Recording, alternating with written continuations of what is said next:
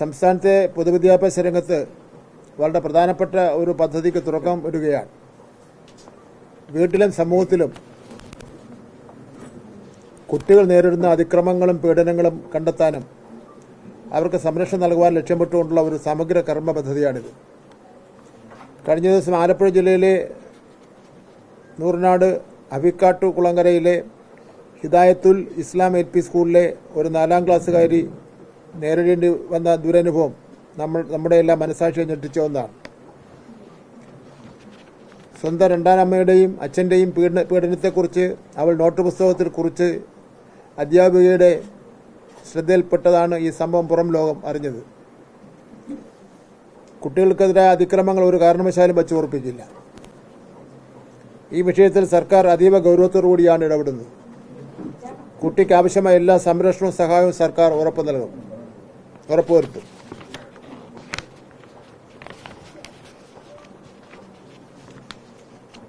ഞാൻ കുട്ടിയെ ചെന്ന് സന്ദർശിച്ചിരുന്നു. വിദ്യാഭ്യാസ ഡയറക്ടറും MLA എന്നോടൊപ്പം ഉണ്ടായിരുന്നു. കുട്ടി കുറേ കാര്യങ്ങൾ എന്നോട് പറഞ്ഞിട്ടുണ്ട്. കുട്ടിക്ക് ഏൽക്കേണ്ടി വന്ന മർദ്ദനത്തെ സംബന്ധിച്ചിടത്തോളം അങ്ങനെ ഒരുപാട് പ്രയാസം, അതെല്ലാം ഞാൻ പറയുന്നില്ല. നമുക്ക് കേട്ടാൽ തന്നെ വല്ലാത്ത വിഷമം തോന്നുന്ന ഒരുപാട് കാര്യങ്ങൾ ആ കുട്ടി എന്നോട് പറഞ്ഞു. അപ്പം ഞങ്ങളെല്ലാം പോകാൻ വേണ്ടി എണീറ്റപ്പോൾ കുട്ടി വിടുന്നില്ല, കയ്യിൽ കയറി നിർബന്ധമായിട്ട് പിടിക്കുകയാണ്. അപ്പം ഇത് ഇങ്ങനെയുള്ള സംഭവങ്ങൾ മാധ്യമങ്ങളിലൂടെ നോക്കുമ്പോൾ പല സ്ഥലങ്ങളിലും നടക്കുകയാണ്. നമ്മൾ പുറം ലോകം അറിയുന്നില്ല. ഇതിലൊരു ശക്തമായ ഇടപെടൽ നടത്താൻ വേണ്ടി തീരുമാനിച്ചിട്ടുണ്ട്. അതിൻ്റെ ഭാഗമായി ഇത്തരം കുടുംബങ്ങളിൽ നിന്ന് വരുന്ന കുട്ടികളെ അവരുടെ അഡ്രസ് തദ്ദേശ സ്വയംഭരണ സ്ഥാപനങ്ങളുടെ അടിസ്ഥാനത്തിൽ ശേഖരിക്കാൻ വേണ്ടി വിദ്യാഭ്യാസ ഡയറക്ടർക്ക് നിർദ്ദേശം കൊടുത്തിട്ടുണ്ട്. അത്തരം വിദ്യാർത്ഥികൾക്ക് സ്കൂളിൽ പ്രത്യേക ശ്രദ്ധ നൽകേണ്ടതായിട്ടുണ്ട്. തദ്ദേശ സ്വയംഭരണ സ്ഥാപനങ്ങളിൽ പ്രത്യേക ശ്രദ്ധ നൽകേണ്ടതായിട്ടുണ്ട്. ഏത് വാർഡിലാണോ താമസിക്കുന്നത് ആ വാർഡ് കൗൺസിലർ പ്രത്യേക ശ്രദ്ധ നൽകേണ്ടതായിട്ടുണ്ട്. ഇതൊരു വ്യക്തിപരമായ പ്രശ്നമല്ല, നാട്ടിലെ ജനങ്ങളുടെ പ്രശ്നമാണ്.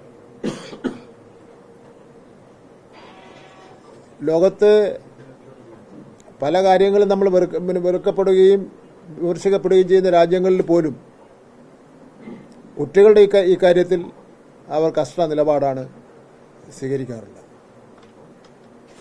യഥാർത്ഥത്തിൽ ആ മകള് ഇരുന്ന് കാര്യങ്ങൾ പറയുമ്പോൾ എങ്ങനെ ഈ ക്രൂരത കാണിക്കാൻ വേണ്ടിയുള്ള മാനസികാവസ്ഥയിൽ എത്തുന്നു എന്നുള്ളതാണ്. യഥാർത്ഥ ഇത് ഞങ്ങളെല്ലാം കൂടെ ഇവിടെ വന്ന് ഈ കാര്യത്തിൽ ഇടപെട്ടില്ലെങ്കിൽ ഇത് ഒരാഴ്ച കഴിയുമ്പോൾ തേഞ്ഞുമാഞ്ഞങ്ങ് പിന്നെ പോകും. അതങ്ങനെ വിടുന്നതിന് വേണ്ടി കഴിയില്ല. അതുകൊണ്ട് കുട്ടികളുടെ സുരക്ഷ ഉറപ്പാക്കാൻ പുതിയൊരു കർമ്മ പദ്ധതി പൊതുവിദ്യാഭ്യാസ വകുപ്പ് കൊണ്ടുവരികയാണ്. സുരക്ഷാ മിത്രമെന്നാണ് കർമ്മ പദ്ധതിയുടെ പേര്. ഇത്തരം സംഭവങ്ങൾ ആവർത്തിക്കാതിരിക്കാൻ പൊതുവിദ്യാഭ്യാസ വകുപ്പ് ഒരു പ്രത്യേക കർമ്മ പദ്ധതിക്ക് രൂപം നൽകുകയാണ്. ഈ പദ്ധതിയുടെ കുട്ടികൾ അനുഭവിക്കുന്ന ദുരിതങ്ങൾ കണ്ടെത്താനും അവർക്ക് ആവശ്യമായ സംരക്ഷണം ഒരുക്കാനും സാധിക്കും.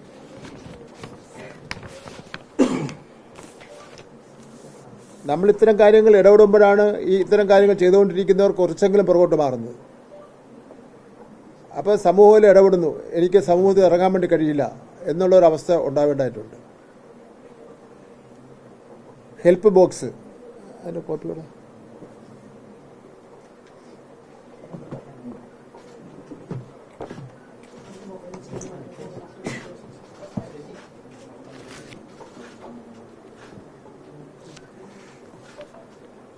പല സ്കൂളുകളിലും കുട്ടികൾക്ക് അധ്യാപകനോട് പരാതിപ്പെടാനും വീട്ടുകാർക്ക് പരാതിപ്പെടാനും ഭയമാണ്,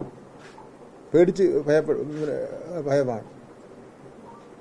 ഇപ്പോൾ തന്നെ നമ്മുടെ മോളച്ചെന്ന് കണ്ട ശേഷം പലരുടെയും ഈ കാര്യങ്ങൾ പറഞ്ഞ് അവളും ഒരു ഭയപ്പാടോടുകൂടിയാണ് കാര്യങ്ങൾ പറയുന്നത്.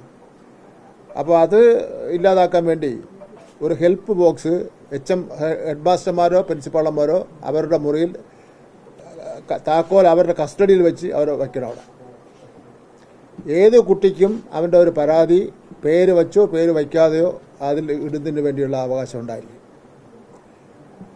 അത് ഒരാഴ്ച വരിക്കുക എച്ച് എമ്മോ അല്ലെങ്കിൽ പ്രിൻസിപ്പാളോ അത് തുറന്ന് അതിൽ പറഞ്ഞിരിക്കുന്ന പരാതികൾ പേര് വെച്ചാണെങ്കിൽ അല്ലെങ്കിലും പരാതികൾ പരിശോധിച്ച് നടപടിയെടുത്ത ശേഷം തൊട്ട് ഇമ്മീഡിയറ്റ് ആയിട്ടുള്ള ഓഫീസറെ പോളിലോട്ടുള്ള ഓഫീസറെ അറിയിക്കേണ്ടതായിട്ടുണ്ട്. ഇതിൻ്റെ ഭാഗമായിട്ട് വേറൊരു കാര്യങ്ങളൂടെ ചെയ്യാൻ വേണ്ടി പോവുകയാണ്. നമുക്ക് കുറേ കൗൺസിലേഴ്സ് ഉണ്ടല്ലോ, സ്കൂൾ കൗൺസിലേഴ്സ്, അവരാണല്ലോ കൗൺസിലിംഗ് ചെയ്യുന്ന കുട്ടികളെ. അപ്പോൾ അതുകൊണ്ട് ജില്ലാ അടിസ്ഥാനത്തിൽ കൗൺസിലേഴ്സിൻ്റെ യോഗം വിളിച്ച് ചേർക്കാൻ വേണ്ടി തീരുമാനിച്ചു. എന്നിട്ട് അവരോട് വേറെ ആരെയും പങ്കെടുപ്പിക്കുന്നില്ല, ഞാനും വിദ്യാഭ്യാസ ഡയറക്ടറും വളരെ പ്രധാനപ്പെട്ട ചില ഉദ്യോഗസ്ഥന്മാരോട് പങ്കെടുത്തുകൊണ്ട് അവർ കൗൺസിലിംഗ് ചെയ്തപ്പോൾ അവർക്ക് വന്നിട്ടുള്ള അനുഭവങ്ങളെ സംബന്ധിച്ചതൊന്ന് കേൾക്കാൻ വേണ്ടി പോവുക രഹസ്യമായിട്ട്. കേട്ടതിൻ്റെ അടിസ്ഥാനത്തിൽ അതും കൂടെ അഡ്രസ്സ് ചെയ്യാൻ വേണ്ടി തീരുമാനിക്കുക. കാരണം കുട്ടികൾ കൗൺസിലിങ്ങിന് ഈ കാര്യങ്ങൾ കേട്ട് വേറൊന്നും ചിലപ്പോൾ ആ കുട്ടികൾക്ക് ചെയ്യാൻ വേണ്ടി കഴിയില്ലായിരിക്കും. വീടുകളുമായിട്ട് ബന്ധപ്പെട്ടുള്ള പ്രശ്നങ്ങളുണ്ടാവാം, സാമ്പത്തിക പ്രശ്നം ഉണ്ടാവാം, ഭക്ഷണം കഴിക്കാൻ നിവൃത്തിയില്ലാത്തതിൻ്റെ പ്രശ്നം ഉണ്ടാവാം, മറ്റ് പീഡനങ്ങളുടെ പ്രശ്നം ഉണ്ടാവാം. അപ്പം അതുകൊണ്ട് അത്തരം കാര്യങ്ങൾ ഇവരെ യോഗം കേരളാടിസ്ഥാനത്തിൽ തന്നെ വിളിച്ച് ചേർക്കാൻ വേണ്ടി തീരുമാനിച്ചിട്ടുണ്ട്. ആദ്യം വിളിക്കുന്ന വിദ്യാഭ്യാസ വകുപ്പിൽ തന്നെ വർക്ക് ചെയ്യുന്ന ആൾക്കാരെയാണ് ആദ്യം വിളിക്കാൻ വേണ്ടി തീരുമാനിച്ചിട്ടുള്ളത്.